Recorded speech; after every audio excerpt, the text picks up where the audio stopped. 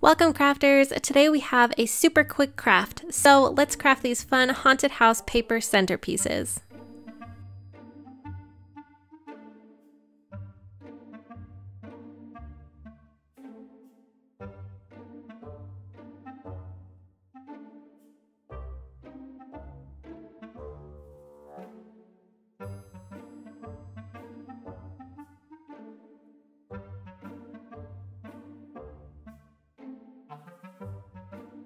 First, upload the Haunted House Centerpiece file into Design Space, which is available on my website, and I'll link right to it in the description. The files are grouped together, so if you want to resize them individually, you can ungroup them, or if you just want to quickly see what size you're at, you can also make a rectangle at the same height. Just make sure that as you resize, you keep them grouped or both selected, so that way they stay the exact same size as you're resizing. Next, set the colors of your house. I've added some fun window shapes already, but you could also use the rectangle shape and slice away from the main house shape to add more windows or doors. You could also cut out extra rectangles and glue them on too to make like shutters or rooftops or whatever other spooky shapes you can come up with.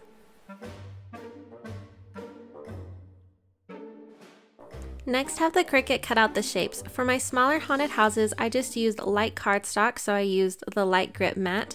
But for my bigger haunted house, I just used heavyweight cardstock, so I paired it with the green standard matte.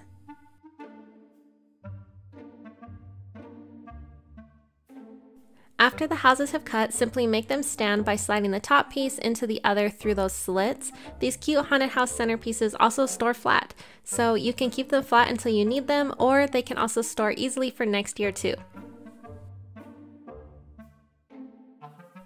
If you want some extra stability, you can also apply a little dab of glue to the tops to make sure everything is really straight and together.